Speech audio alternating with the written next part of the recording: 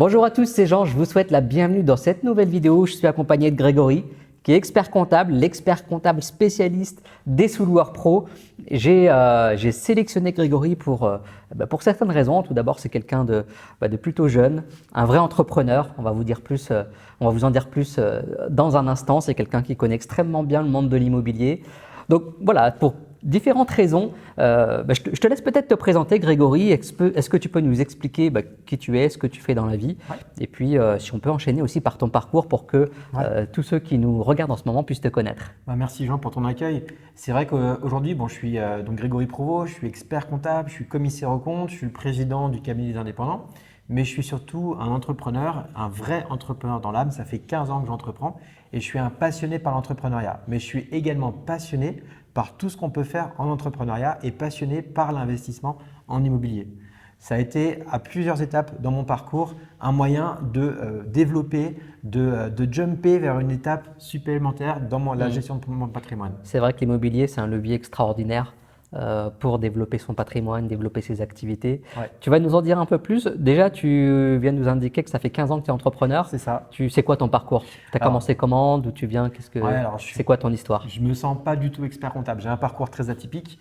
Il y a 15 ans, j'étais un des tout premiers à acheter des espaces pubs sur Facebook. C'était un système d'enchères comme aujourd'hui pour ceux qui pratiquent et ça me coûtait vraiment rien parce que j'étais dans les tout premiers. Ça me coûtait 1 centime de dollar le clic. Et mon parcours, ça a été à l'époque de créer, d'acheter des espaces pubs sur Facebook et de les revendre. Donc j'ai créé ma première société comme ça lorsque j'habitais à l'étranger à Dublin et c'était vraiment pour moi juste par goût du challenge, goût du plaisir, goût d'apprendre quelque chose que je faisais ça puisque la journée j'avais mon job, j'allais en cours le soir pour être expert comptable anglo-saxon. D'accord. Et puis pour m'amuser, j'achetais des espaces pubs pour Facebook. C'était quoi ton job à côté? Mon job, j'étais contrôleur de gestion, un peu plus classique, contrôleur de gestion dans une grande boîte irlandaise qui a été rachetée par des Allemands entre-temps. Et c'est vraiment la passion de l'entrepreneuriat qui t'a amené à faire cette activité sur Facebook parce que tu devais déjà bien gagner ta vie, j'imagine, en tant que contrôleur de gestion. Qu'est-ce qui fait que tu t'es dirigé là-dessus? Oui, alors c'est une histoire qui est assez rigolote. En fait, quand je suis arrivé à Dublin, si je te raconte ça en 2 minutes pour pas prendre tout le temps de ceux qui nous regardent, mais quand je suis arrivé à Dublin, à l'époque, l'économie, elle décollait. Et donc, je suis arrivé là-bas pour trouver un job. C'était très facile de trouver un job, mais ça attirait beaucoup de monde. Et du coup, il y a beaucoup de gens qui arrivaient et qui cherchaient un logement à Dublin. Donc, il y avait très peu de logements. Donc, j'ai logé en auberge de jeunesse. Et lorsque j'étais en auberge de jeunesse, finalement, j'ai rencontré beaucoup de gens qui étaient dans la même situation que moi, qui travaillaient la journée, mais qui n'avaient pas de logement. J'ai trouvé un logement au bout d'un certain temps et qui serait en dehors du centre de Dublin. J'allais un peu moins voir les copains et je me suis dit, il faut que je lance quelque chose, que je m'occupe parce que je savais que j'allais avoir du temps et je ne voulais pas m'ennuyer. Je me suis dit, je vais créer un site internet, je vais mettre en photo des photos sur ce site internet et je vais en faire la promotion de ce site grâce à Facebook. Donc, je vais acheter des espaces pubs sur Facebook et faire venir des visiteurs sur mon site. Voilà. C'est comme ça que j'ai créé ma première entreprise. C'est une activité qui m'a bien amusé. J'ai appris des choses. C'était un vrai challenge et ça me sert encore aujourd'hui dans mon côté entrepreneur que j'utilise et que je partage aux entrepreneurs aussi que j'accompagne. Et je ne sais pas si c'est indiscret, tu n'hésites pas à dire, mais Non. tu gagnais bien ta vie avec ça. Tu peux me poser toutes les questions que tu veux, j'en parle avec grand plaisir, j'ai rien à cacher, j'en parle vraiment à tout le monde. D'ailleurs, j'en parle même à mes salariés, à tout le monde parce que ça peut peut-être leur donner des idées. Et c'est vrai, je gagnais très bien ma vie à l'époque. Bon, j'étais contrôleur de gestion, j'avais un salaire peut-être à 3 000 euros par mois. J'allais en cours le soir pour être expert comptable anglo-saxon à Dublin Business School. Et puis, j'avais ce site internet que j'avais créé. Et là, ça me rapportait jusqu'à 50 000 euros de bénéfices par mois que je faisais. 50 000 euros par mois. Que j'ai mis, franchement, c'était vraiment pour m'amuser. Et bon sang. Ça a duré 1 an et demi. Okay. Voilà, et pendant 1 an et demi, finalement, j'ai capitalisé. Donc, j'avais un expert comptable à l'époque à Dublin, parce que moi-même, je n'étais pas encore expert comptable. Donc, j'ai pris un expert comptable à Dublin. J'étais de l'autre côté, finalement, du métier. Et j'ai payé mes impôts et j'ai capitalisé un petit peu. Ces fonds-là, je ne les ai pas consommés. Je les ai mis de côté. Ouais, parce que tu te disais peut-être que ça n'allait pas durer. Exactement. Ouais. C'est peut-être aussi un peu de ma faute, mais je savais que ça n'allait pas durer. C'est vrai que ça a duré 1 an et demi, c'est très bien. J'ai quand même pu mettre un petit peu de côté. Et lorsque je suis rentré en France, ces fonds, je les ai réinvestis. Je les ai investis dans quoi? Dans l'immobilier. D'accord. Tu as fait quoi exactement? Ça a été mon premier investissement immobilier. Ouais. Je l'ai acheté comme résidence principale. La banque m'a financé sur la base de mon entreprise qui marchait bien encore à l'époque. Et puis finalement, je suis allé habiter chez ma copine et ce bien immobilier, je l'ai mis en location courte durée. Location saisonnière, d'accord. Exactement. Et c'était quelle ville, à Dublin toujours? C'était à Paris. Ah, c'était à Paris. Voilà, Tu étais je suis rentré sur Paris. Exactement. Tu as acheté un bien, tu as dit que c'était ta résidence principale. C'est un peu ça, hein. Voilà, Enfin, c'est ça. après, tu n'avais pas d'autres biens, donc Non. effectivement, ça pouvait se justifier. Ouais. Location courte durée, Voilà. c'est quel type de bien? Alors, je l'ai vraiment utilisé comme résidence principale au départ. C'était un bien qui se prêtait parfaitement à la location courte durée. Ouais. Alors, il faut savoir que Airbnb, c'était un peu différent, les réglementations étaient différentes. Ça a beaucoup évolué. Ouais. Voilà, c'était il y a 10 ans finalement quasiment. Donc, ça a beaucoup évolué. J'étais un des tout premiers, encore une fois, peut-être à être sur Airbnb. Et c'était un bien qui était à Montmartre, dans le 18e arrondissement de Paris. J'étais au pied du Sacré-Cœur. Que je sois de mon salon, de mon lit, de mon canapé, de ma cuisine, de ma douche, j'avais la vue au premier plan sur le Sacré-Cœur. Donc c'était parfait. Ça devait être magnifique. Ouais. C'était magnifique. Il faisait quelle surface ce bien? L'appart, c'était un 2 pièces de plus de 40 mètres carrés. Okay. Concrètement, il n'était pas terrible, la construction n'était pas très bonne. Malgré tout, l'emplacement était magnifique et ça se prêtait parfaitement à la location saisonnière. C'était loué tout le temps. Ouais. Bah, j'imagine déjà Paris, c'est très bien loué. En plus, l'emplacement a l'air magnifique. Voilà. Tu peux nous partager un peu les chiffres? Les chiffres étaient pas mal. Alors là aussi, je me suis peut-être pas professionnalisé comme c'était les débuts. C'était les débuts, bien sûr. Je me suis pas professionnalisé. Ça a duré quelques temps. Le temps, voilà, je vous raconterai la suite. Mais c'était loué toutes les semaines. Je pense que je faisais 800 € par semaine. Et c'est bien, tu l'avais acheté cash? Je l'avais acheté, j'avais emprunté, Okay. j'avais apporté un peu et j'avais apporté peut-être, je me souviens avoir, c'est un bien que j'avais acheté 300 000 €. L'immobilier était vraiment inférieur aussi à l'époque à Paris. J'avais emprunté le maximum, j'avais emprunté je crois 220 000 €, je crois. Le reste, je l'ai apporté avec les fonds que j'avais et ça m'a permis donc de l'acquérir. Et derrière, c'est clair que c'était un bon rendement finalement. Mais c'est moi-même, puisque je travaillais juste à côté, c'est moi-même qui accueillais les visiteurs, qui leur montrais un peu le quartier. Ouais, je faisais tout le boulot. Ouais. C'est moi qui changeais les draps, c'était vraiment artisanal. Tu t'es vite lassé, non? Ça demandait beaucoup de temps, c'est vrai. Beaucoup d'énergie. Pourquoi j'ai arrêté, je ne saurais plus te dire pourquoi, mais en tout cas, c'est vrai que ça demandait beaucoup d'énergie. Et à l'époque, il n'y avait pas de conciergerie comme aujourd'hui en fait. Il n'y avait pas de conciergerie, il n'y avait pas de boîtier à code, de serrure connectée, de femme de ménage qui était dédiée à ça, de channel manager, enfin tous les outils qu'on peut avoir aujourd'hui, ça n'existait pas. C'est ça, donc j'ai dû tout faire moi-même. J'avais mon job la journée, je n'étais pas encore expert comptable non plus. Et puis j'accueillais les visiteurs le midi ou le soir dès que je pouvais. Je faisais tout, quoi. Donc grosso modo 800 par semaine, ça fait quoi? Un peu plus de 3 000 € par mois avec cette activité? Et à l'époque, ce n'était pas soumis à impôt. Ouais. D'accord. Une autre époque. Il n'y avait pas besoin de déclarer les revenus à l'époque. Ouais, effectivement, c'était un peu un flou juridique, c'était nouveau, on ne savait pas trop. Ok, donc tu achètes ce bien avec un prêt quand même? Oui, j'emprunte 220 000 € de mémoire. Tu empruntes 220 000 €, tu mets le reste? 300 000 € net vendeur, voilà, j'apporte un petit peu. J'y fais des travaux moi-même, un peu d'électricité, un peu de peinture, un peu de plomberie, je change une fenêtre, je le rends plus sympa. Et finalement, un jour, j'ai dû le vendre. Ok. Je l'ai vendu. Je l'ai vendu parce que finalement, j'ai eu une autre opportunité. Entre-temps, j'ai été diplômé d'expertise comptable. Et dans les 6 mois qui ont suivi mon diplôme, j'ai eu l'opportunité de racheter un cabinet d'expertise comptable avec 10 collaborateurs. D'accord. Et il a fallu le payer, ce cabinet. C'était une opportunité intéressante que j'ai voulu, d'abord j'ai étudié, puis j'ai voulu saisir. Et pour le financer, il a fallu que je rassure la banque que j'apporte un petit peu de cash. Et du coup, j'ai vendu cet appartement. Ok. Ça m'a permis de dégager une plus-value. C'était ma résidence principale, donc pas d'impôt sur la plus-value. Entre-temps, j'avais fait les travaux et puis l'immobilier a augmenté. Je crois que je l'ai vendu avec une plus-value un peu supérieure à 100 000 €. Donc ça m'a fait un capital encore qui a augmenté grâce à l'immobilier. C'est grâce à cet investissement immobilier que j'ai pu financer grâce à ma boîte de départ que mon patrimoine il augmente petit à petit. Et ça m'a permis d'avoir cet apport nécessaire pour rassurer la banque, pour que la banque me prête le complément et que je puisse racheter cette société d'expertise comptable. D'accord, ok. Donc tu commences avec l'achat de publicité Facebook qui te permettent d'acheter un bien immobilier, qui te permet ensuite de créer, enfin de racheter plutôt ton cabinet d'expertise comptable. Exactement. Ok. Et donc aujourd'hui, tu as complètement abandonné l'immobilier, tu es consacré uniquement à ton cabinet d'expertise comptable, tu fais autre chose? Alors, voilà, c'est vrai que le métier d'expert comptable, c'est un métier comme beaucoup de métiers, très prenant. En plus, quand on est passionné, on s'investit vraiment. Moi, je suis passionné par les entrepreneurs, par l'entrepreneuriat. Donc voilà, j'y consacre beaucoup de temps, beaucoup d'énergie. Malgré ça, ce que j'apprécie de faire aujourd'hui à travers ma société, c'est de pouvoir utiliser la capacité d'emprunt de mon entreprise pour refaire des investissements immobiliers. Ça m'a manqué finalement. Donc j'ai refait des investissements immobiliers. J'ai plutôt moi, pas fait de l'habitation, j'ai fait de l'immobilier commercial, tout simplement pour permettre de loger, d'accueillir mes collaborateurs dans les bureaux qui nous appartiennent. D'accord. Voilà. Donc j'ai commencé à acquérir le premier bien immobilier il y a 3 ans et demi, 4 ans. C'est le siège social.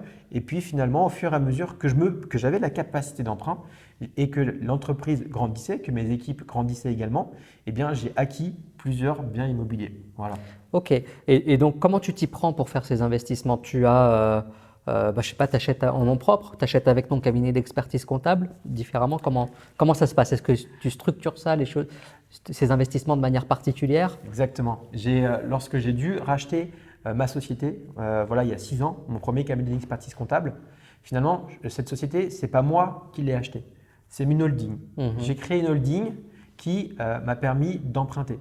Donc, lorsque j'ai créé la holding, j'ai apporté les fruits de la vente de mon appartement à Montmartre. J'ai apporté le cash que j'avais.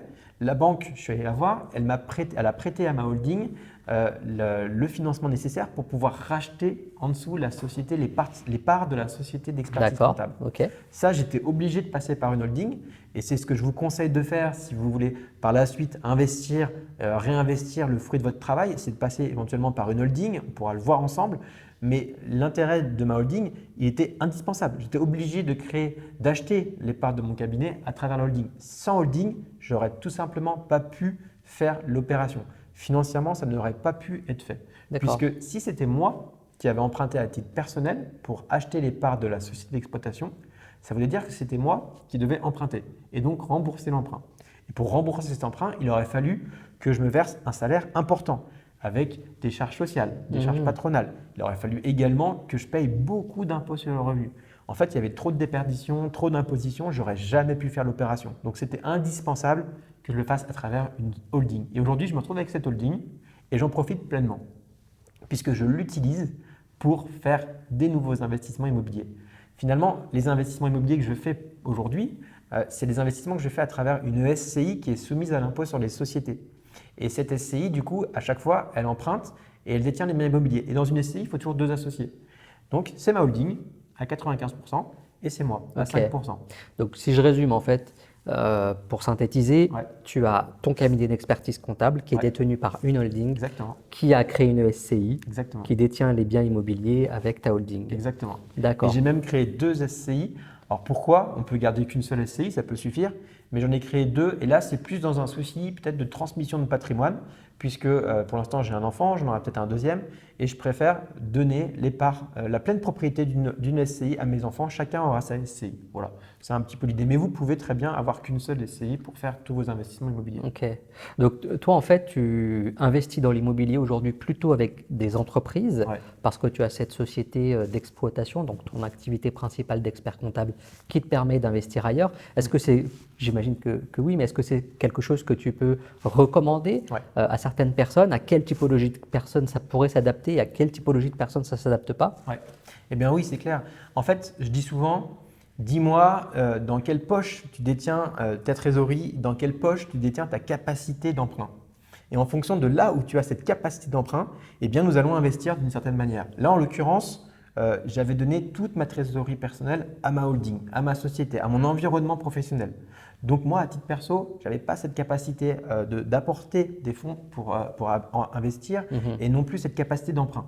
Donc c'est dans ma société et je vous conseille peut-être d'en faire autant. Vous n'imaginez pas le potentiel que chacun d'entre nous en tant qu'entrepreneur, on n'imagine pas la capacité d'emprunt qu'on peut avoir. On n'imagine pas. En fait, il faut faire ce premier pas, cette première simulation pour se rendre compte de la formidable opportunité qu'on peut avoir. Donc là, c'est vrai, jusqu'à présent, j'ai utilisé la capacité d'emprunt de ma société pour faire des investissements dans le cadre de mon activité professionnelle. Mais demain, j'envisage, pour rééquilibrer aussi un petit peu les choses, j'ai toujours ces fonds que j'ai prêtés à ma holding au tout début avant d'acheter mon cabinet d'expertise comptable, j'ai toujours ces fonds qu'elle me doit et lorsqu'elle va me les rembourser, je vais avoir la trésorerie finalement dans ma poche perso. Et ainsi, je pourrais l'utiliser pour faire des investissements à titre perso, à travers la location meublée, non professionnel pour commencer. En fait, ce que tu es en train de nous expliquer, c'est qu'il n'y a pas forcément une bonne méthode. Les deux méthodes peuvent être bonnes, investir en nom propre ou investir en société. Ça dépend de ta capacité d'endettement, où est-ce qu'elle se situe, et puis de ta situation évidemment. Exactement. Si quelqu'un qui nous regarde n'est pas entrepreneur, est-ce que tu lui conseilles tout de même d'acheter via une société ou alors tout simplement d'acheter en nom propre et de ne pas créer de structure? Alors, ça va dépendre de pas mal de choses. Finalement, si la SCI, parce que finalement, ça serait ça, peut-être la SCI, s'il n'est pas entrepreneur, ça serait soit il acquiert le bien donc en nom propre, ça serait la location nue, ça serait la location meublée non professionnelle ou professionnelle, ou alors à travers une SCI. La SCI, c'est un super mécanisme de transmission du patrimoine pour l'avenir pour vos proches. Donc ça dépend. Si c'est un objectif pour vous de transmettre à l'avenir ce patrimoine, pourquoi pas le faire à travers une SCI. Si en revanche, vous avez besoin de protéger, de penser à vos vieux jours, de peut-être préparer votre retraite, moi je préconise peut-être d'investir plutôt dans ce cas en location meublée non professionnelle. Ça sera le meilleur moyen pour vous de faire un complément de revenu. Ça me paraît évident. Moi aujourd'hui, je l'ai surtout fait à travers la société parce que j'ai voulu accélérer très vite mon patrimoine. Ma capacité d'emprunt étant dans la société, ça m'a permis d'accélérer très vite le patrimoine. Une fois que ce patrimoine il est acquis, je rassure la banque et j'investis à titre perso pour continuer à diversifier et puis aussi pour sécuriser aussi mes patrimoines, c'est bien de les diversifier. Ok. Et donc aujourd'hui, tu as accepté d'accompagner ce qu'on appelle les sous-loueurs pro, donc toutes les personnes entrepreneurs dans le domaine de l'immobilier qui souhaitent se lancer dans cette activité. Tu as décidé de les accompagner. Qu'est-ce que tu peux faire pour nous, pour eux? Comment tu peux nous accompagner au mieux? Il y a un potentiel dingue. Il y a un potentiel dingue. Moi, je vois cette activité, c'est une formidable opportunité en tant que sous-loueur professionnel de se constituer un patrimoine. C'est vrai qu'on peut se lancer finalement avec pas grand-chose, avec de la débrouille, avec des bons conseils, ça, l'idée, avec tout ce qu'il faut pour… On peut devenir entrepreneur vraiment avec pas grand-chose. On peut partir de rien et on peut aller très vite. Puisque vous êtes déjà branché sur l'immobilier, vous êtes sans doute déjà passionné par l'immobilier, eh bien, vous avez cette capacité, des connaissances, peut-être un réseau qui vont vous permettre d'avoir des informations pour détecter des bonnes opérations à faire, des investissements à faire et à faire financer grâce à votre société ou à titre personnel si vous avez les fonds. Mais en tout cas, moi, je ressens dans cette économie, dans ce business de la sous-location, une opportunité incroyable de développer un patrimoine incroyable également. Et pour moi, c'est mon cheval de bataille en fait. Ce que j'aime, c'est accompagner l'entrepreneur pour l'aider à la fois à pérenniser, à développer son activité, mais également à pérenniser, à développer son patrimoine à travers sa société d'exploitation qui est la sous-location aujourd'hui pour vous. Je vais te donner mon avis, tu me dis après ce que tu en penses sincèrement. Moi, l'activité de sous-location, je la vois extrêmement intéressante dans plusieurs cas. Premier cas, si on n'y connaît rien à l'immobilier. Ça permet de commencer à se faire la main. C'est clair. Ça permet de commencer à voir les échanges qu'on peut avoir avec un propriétaire, avec un locataire, avec les différents modes d'exploitation, de pouvoir par exemple déjà tester une idée, de savoir si ça nous plaît. Ça permet de démarrer aussi facilement sans prendre trop de risques. Parce que c'est vrai que lorsqu'on veut investir dans l'immobilier, moi j'adore ça, je trouve que c'est très bien et toi aussi, mais parfois ça peut aussi faire peur parce qu'on s'engage sur des montants qui sont importants. Et le fait de se lancer dans cette activité de sous-location permet de savoir si d'une part ça nous plaît et si c'est fait pour nous. Ça peut permettre de se rassurer. Et ça peut permettre aussi assez rapidement de se constituer un bon apport pour pouvoir par la suite rassurer la banque et investir dans l'immobilier. Et puis après, le clou, c'est ce que tu nous expliques, c'est-à-dire que tu as ta société de sous-location qui est ta société d'exploitation. Tu vas pouvoir par la suite créer une holding, réinvestir dans l'immobilier, te créer ton propre patrimoine ou alors réinvestir dans d'autres actifs. Ça peut être dans une entreprise, ça peut être tout simplement des actions, de l'or. On parlait aussi en off tout à l'heure de peut-être d'investir dans de l'art, des montres de luxe, enfin, différents actifs. Ça permet en tout cas de se créer un capital de départ pour pouvoir démarrer, comme tu le disais, en fait, avec pas grand-chose. C'est un super… en fait, on met pied à l'étrier facilement. Et c'est vrai que c'est un apprentissage de l'immobilier progressif, mais forcément que quand on y goûte comme ça, quand on goûte à cette mise en sous-location, c'est forcément que derrière, vous allez vouloir vous aussi investir dans l'immobilier, détenir ses propres biens immobiliers. Ça va être une suite logique. C'est évident, on y prend vite goût en fait. Et ce que je trouve aussi assez intéressant avec cette activité, tu me donneras ton avis aussi, c'est que on peut utiliser ce terme, c'est assez scalable rapidement. C'est-à-dire que quand on veut acheter un bien immobilier, ça prend du temps. Il faut le temps de trouver le bien immobilier, il faut signer le compromis, trouver les financements, signer l'acte authentique. Bon, tout ça, ça prend C'est beaucoup de vrai. temps. Ouais. Lorsqu'on veut se lancer dans une sous-location, ça peut aller très très vite. Ouais. Parce qu'en fait, ce qu'on a à faire, c'est convaincre un propriétaire. Mm. Une fois qu'on a le propriétaire qui est d'accord, et ça, on a vraiment de super arguments pour pouvoir le convaincre, parce qu'il est vraiment gagnant aussi, le propriétaire, ça, faut en être conscient. Eh ben on peut accélérer très très vite et avoir une dizaine, une vingtaine, une trentaine, après suivant les ambitions de chacun, de biens à exploiter très rapidement et du coup se créer un apport très rapidement et puis avancer. Donc, Moi, je suis inconvaincu. C'est vrai que c'est un formidable potentiel. J'y vois pas trop de limites. On peut scaler vraiment, et on peut scaler vraiment très rapidement. Et puis, j'y vois vraiment, il y a aucune limite. Donc, c'est une formidable opportunité vraiment de mettre le pied à l'étrier, de se lancer dans l'immobilier, de se lancer dans l'entrepreneuriat et d'atteindre des beaux objectifs. Vraiment un potentiel dingue. Et c'est pour ça que moi, je suis heureux et je suis ravi. Merci pour ta confiance de pouvoir accompagner tous les sous-loueurs pro dans leur activité. Bah écoute, je suis ravi aussi que tu puisses nous accompagner. Alors, comment est-ce que tu peux accompagner toute cette communauté des sous-loueurs pro? Qu'est-ce que tu peux faire pour nous Ouais. voilà, en tant qu'expert comptable, comment on peut faire pour que tu nous accompagnes? Un expert comptable, ça fait beaucoup de choses. Ça ne fait pas que de la comptabilité. Donc la première des choses, finalement, si vous n'avez pas encore créé, si en tant que sous-loueur professionnel, vous n'avez pas encore créé votre société, on peut être là pour la créer justement. Et on a une offre particulière, grâce à toi, on a une offre particulière, on vous offre la création de la société. Il n'y a aucun honoraire juridique qui vous sera facturé pour la création de votre société. Attention, c'est filmé. Hein. C'est filmé, c'est enregistré et je le montre avec un geste, c'est zéro. Rien à payer. Donc ça, c'est un vrai avantage. Ok. Autre chose, c'est qu'en plus, derrière, bon, vous allez avoir besoin d'un expert comptable une fois que votre société sera créée, mais là aussi, on vous offre 1 mois de comptabilité. Et là aussi, c'est filmé et je m'y engage. Donc ça, c'est un vrai avantage. Donc déjà, je dirais que ça offre encore une facilité de Voilà. démarrage qui est quand même assez extraordinaire parce que lorsqu'il faut créer sa société, ça coûte vite un petit peu d'argent. Combien ça peut coûter de créer une société Ouais, ça via un avocat ou un expert comptable? Ça se chiffre. Alors, ça peut très vite monter. Honnêtement, les prix, ils peuvent être pour la création d'une sous-location pro, ça peut être entre 1000 à 2000 euros hors taxe, sans problème. D'accord. Voilà, donc Donc c'est déjà une vraie là, économie, c'est une aide finalement à se Ouais. lancer, quoi. Et nous, c'est un plaisir aussi de permettre à certains de se lancer, à franchir cette marche, quoi. Non, en fait, en tout cas, voilà, si vous faites partie de cette communauté, eh bien déjà vous bénéficiez de ça automatiquement. Voilà. Du premier mois aussi de comptabilité Exactement. que tu offres, parce qu'évidemment, quand on crée une entreprise, derrière, il faut effectuer sa comptabilité. Ouais. Donc il y a différentes démarches administratives à effectuer, et Ouais. ça, tu t'en occupes. Exactement. Une fois que votre société elle est créée, derrière, on vous accompagne sur les volets bien sûr juridiques dès la création, mais bien sûr comptable, fiscal, social, et ça va vous permettre finalement de vous soulager de tout l'administratif. Le principe, c'est que nous, on se consacre à vous absorber tout le flux de paperasse, d'administratif que vous pourriez avoir en tant qu'entrepreneur. N'ayez pas peur de cela, on s'en occupe.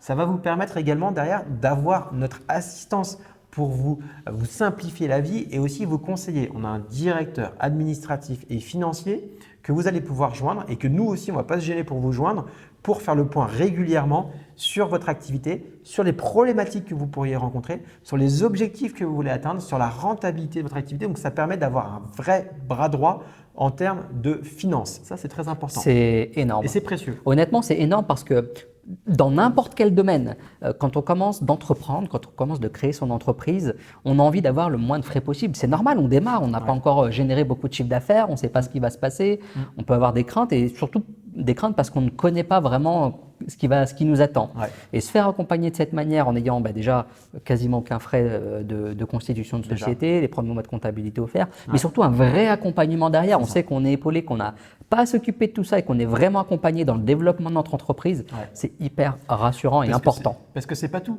C'est vrai que nous, ce qu'on souhaite, c'est aider chaque entrepreneur, chaque loueur professionnel, sous-loueur professionnel à se lancer dans l'activité, mais également à pérenniser et à développer son activité. Donc l'objectif, c'est vraiment une relation de partenaire, de gagnant-gagnant. Nous, vraiment, on vous donne tout entre les mains. Donc, on n'a pas tout cité encore à l'instant, mais on vous donne tout en main pour que vous puissiez pérenniser et développer votre business. Si vous le pérennisez, si vous le développez, indirectement, nous aussi, en tant qu'expert comptable qui vous accompagne, on va le pérenniser, on va le développer. Donc, nous sommes vraiment des partenaires, main dans la main, pour avancer ensemble. Et puis, avec la discussion qu'on a eue juste avant, c'est-à-dire qu'on voit un petit peu de quelle manière tu peux nous accompagner tous dans le développement de nos activités. C'est-à-dire qu'on va pérenniser ensemble cette activité de sous-location, mais ça ne va pas s'arrêter là. C'est-à-dire qu'on va éventuellement avoir la capacité de créer cette holding, comme toi tu l'as fait, pouvoir réinvestir peut-être dans une autre entreprise, dans d'autres biens immobiliers, dans d'autres actifs, et avoir un vrai accompagnement d'un professionnel, quoi, d'un expert comptable, d'un DAF, voilà, de personnes qui savent de quoi elles parlent, quoi, clairement. C'est mon cheval de bataille en fait. C'est encore une fois, c'est ce que je souhaite partager, toutes les expériences vécues à titre personnel, je veux vous les faire partager, je vous dis tout, je veux vous stimuler un petit peu votre motivation aussi. Je suis un petit peu votre coach aussi dans l'entrepreneuriat de ce côté-là pour essayer de vous aider à atteindre ces objectifs, à vous fixer des objectifs élevés et je serais ravi de vous aider avec ma contribution à atteindre ces objectifs. Je ne suis pas le seul, mais à vous aider à atteindre ces objectifs. Ça serait un plaisir pour moi. C'est vraiment une aide très précieuse, très sincèrement. Merci en tout cas de ton ouverture. Merci à toi. De ton professionnalisme, de tout ce que tu peux nous apporter, parce que ça promet vraiment de belles choses. Donc merci à toi Grégory de tout ça. Est-ce que tu souhaites nous partager peut-être d'autres choses avec cette communauté des sous-loueurs pro, peut-être des choses qu'on n'aurait pas abordées juste avant? Mais écoutez, moi je trouve que, encore une fois, l'activité de location, de sous-location pro, c'est un formidable potentiel. Moi j'apprécie particulièrement, j'y vois un bel avenir. Il y a une sérénité, qu'importe l'évolution des lois, nous on sera toujours là en tant que sous-loueur pro. Vous êtes vraiment dans une activité que vous allez pouvoir scaler. J'y vois que un bel avenir. Pour moi, c'est une super, en tout cas, bien évidemment, je prêche un peu pour ma paroisse et c'est vrai, mais je le pense très sincèrement. Moi aussi. Je trouve que c'est un super moyen, une super opportunité de démarrer, ou alors même si vous avez déjà démarré, de pouvoir peut-être casser certaines barrières parce que vous êtes peut-être à un moment plafonné par un taux d'endettement, par les banques, par différentes choses, de pouvoir péter un peu ces barrières et pouvoir aller plus loin dans vos activités. Alors Grégory, je voulais aussi te poser une question. On est aujourd'hui dans un monde où on est un peu perdu, on a plus trop de repères par rapport à l'économie, je dirais, qu'il y avait il y a 5-10 ans en arrière. C'est vrai qu'aujourd'hui, tout a été un peu bouleversé, notamment par les banques. On a eu un quantitative easing important qui a été opéré. Donc, le quantitative easing, juste pour résumer, c'est les banques qui ont imprimé beaucoup de billets. Du coup, ce qui s'est passé, c'est que derrière ça, il y a les taux d'intérêt qui ont fortement baissé. La baisse de ces taux d'intérêt a conduit à une hausse des actifs, de tous les actifs, que ce soit la bourse, que ce soit l'immobilier, que ce soit un petit peu tous les actifs. Quelle est ta vision des choses aujourd'hui? Personnelle, personne n'a de boule de cristal, donc personne ne sait ce qui peut se passer demain. Mais est-ce que investir dans l'immobilier aujourd'hui, ça te paraît quelque chose d'intéressant? Est-ce qu'il vaut mieux attendre? Est-ce qu'il faut mieux avancer? Dans quel cas il vaut plutôt faire l'un ou l'autre? Quelle est ta vision des choses en tant qu'expert comptable? Alors, c'est vrai que moi, en tant qu'expert comptable, je suis plutôt quelqu'un de prudent. J'essaie de protéger l'avenir de chacun des entrepreneurs que j'accompagne. Ça, c'est un credo. J'essaie vraiment de le protéger. Maintenant, c'est vrai qu'on se pose tout le temps des questions. On ne sait jamais de quoi l'avenir sera fait. Mais à un moment donné, il faut pouvoir malgré tout avancer. On ne peut pas attendre de clarifier la situation pour avancer. Ça serait dommage de ne pas bénéficier des opportunités du temps qui passe tout simplement pour ne pas avancer. Et là, j'ai une petite citation à donner, à partager. C'est celle de Gandhi. Apprends comme si tu devais vivre toujours et vis comme si tu mourrais demain. Donc, c'est un petit peu l'idée d'essayer aujourd'hui, on a l'opportunité d'avancer, d'apprendre des choses, d'investir. Et bien, même s'il y a toujours une crainte en l'avenir, même si on ne sait pas de quoi demain sera fait, eh bien, moi, ce que je propose, c'est d'essayer d'avancer malgré tout comme s'il ne se passerait rien. D'accord. Voilà. Toujours avec une relative prudence, mais essayons d'avancer malgré tout parce que finalement, chaque investissement que vous faites aujourd'hui, eh bien, vous serez content de l'avoir fait dans 10 ans et de ne pas avoir attendu 10 ans pour le faire. Mon avis, je rejoins un petit peu ton avis, j'y ajoute simplement quelque chose parce qu'effectivement, il ne faut pas être tout le temps méfiant de tout ce qui peut se passer, mais il faut quand même être prudent comme tu l'as indiqué. Je pense qu'investir dans l'immobilier, c'est toujours quelque chose qui sera toujours intéressant. Simplement, il faut être prudent, ne pas acheter n'importe quoi, ne pas acheter n'importe où. Et je pense que clairement, il faut se protéger aujourd'hui. Ça ne veut pas dire qu'il ne faut rien faire, mais il faut aussi savoir se protéger. Et je pense quelque part que si aujourd'hui, vous êtes bon dans ce domaine, si vous arrivez à bénéficier des taux d'intérêt qui sont bas et qu'en plus vous arrivez à obtenir un bien immobilier qui soit décoté en dessous de sa valeur, à moins 15, moins 20% en dessous du prix du marché, dans ce cas-là, je pense que vous pouvez y aller. Mais il faut être vigilant aussi sur les prix qui ont fortement augmenté et pas se laisser emballer par la machine, par des biens qui partent hyper vite, par un peu cet emballement qu'on peut avoir. Voilà, faut rester prudent. Ça ne veut pas dire qu'il ne faut pas faire les choses, mais voilà, soyez quand même bon investisseur et allez sur des biens qui sont décotés, bien placés. C'est ce qui pourra en tout cas toujours vous protéger. Ouais, il faut agir avec vigilance, ça c'est clair. Voilà. Ok, bah écoute, super Grégory. Merci beaucoup à toi. Merci à toi pour ton invitation, pour ton accueil.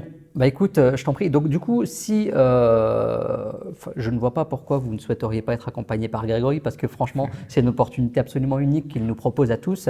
Si jamais on veut démarrer cette activité, comment on fait? Qu'est-ce qui se passe? Comment on s'y prend? Moi, ce que je vous invite à faire, vous allez sans doute avoir un lien en dessous, au-dessus de la vidéo, pour que vous puissiez avoir le lien directement pour prendre contact avec nous.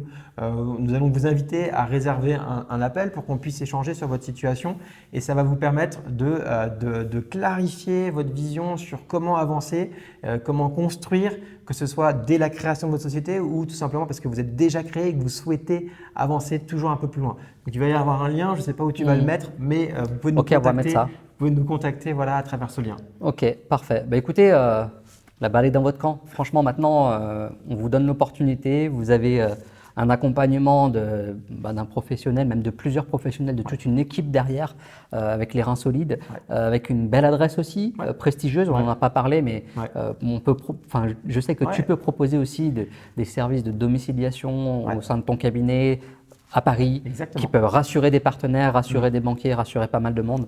Donc, merci à toi de nous faire bénéficier de tout ça. C'est vraiment excellent, Grégory. Et je pense que là, voilà, vous êtes obligé de réussir. Merci Jean, merci pour tout. Merci beaucoup. Et écoutez, si vous souhaitez cet accompagnement, n'hésitez pas à cliquer sur le lien qu'on va vous mettre juste autour de cette vidéo. Merci beaucoup et à très bientôt. Au revoir.